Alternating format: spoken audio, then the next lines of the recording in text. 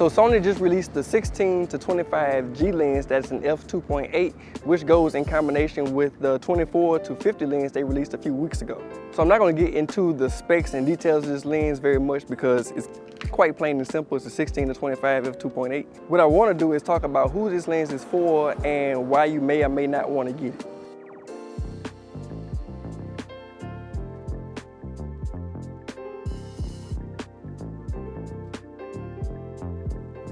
Right now I'm at the Hoover Dam, and I actually came here many years ago with the original A7, and I had the kit lens at the time, and I could not get the entire scene with that lens, so I had to do a panorama shot and stitch them all together.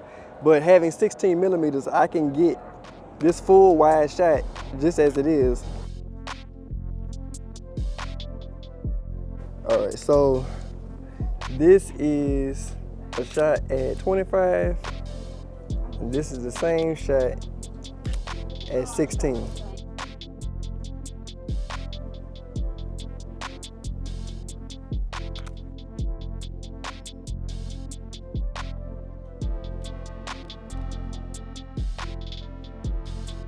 So this being a 16 to 25 millimeter lens, it's pretty wide all the way through. And I want to get a shot of that Nevada time over there, and it's obviously not zoomed in enough to really capture it, but that's the magic of having megapixels. I have a 33 megapixel camera, which is way more than enough to crop way in on this picture to be in full quality for this YouTube video, for social media, and even for some prints, depending on how much I have to crop in. So I'm going to show right now on the screen what it looks like uncropped, and this is what it looks like when you apply the crop. As you can see, the detail is still there. This lens is plenty sharp. You have lots of megapixels, and this is a perfectly fine photo.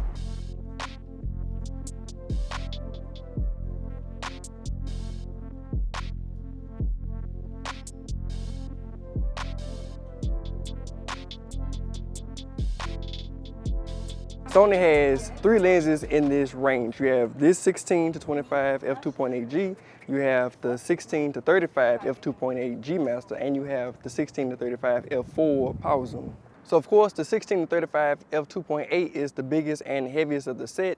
The 16 to 35 f4 is much smaller, but you also have an f4 aperture. So this splits the difference. This gives you the size, and it also gives you f2.8. So your trade-off here is, of course, the 10 millimeter difference between 25 and 35. For some people that might matter, for some people it might not. But obviously having 16 millimeters is plenty wide enough to vlog with.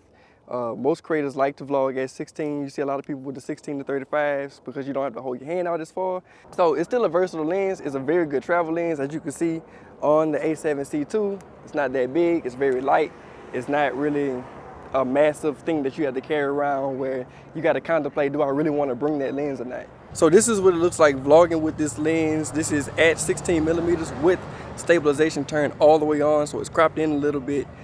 You can see all around me, and even if I get to the edge, it's not a lot of distortion for a wide angle lens, which is very good performance.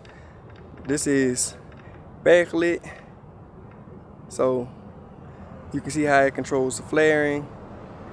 So as you can see, it's still plenty wide enough to vlog with, even with the stabilization on, which is always a great thing. And that's one of the advantages of having the lens this wide, that you can still crop in, have all your resolution, and still have a very wide shot.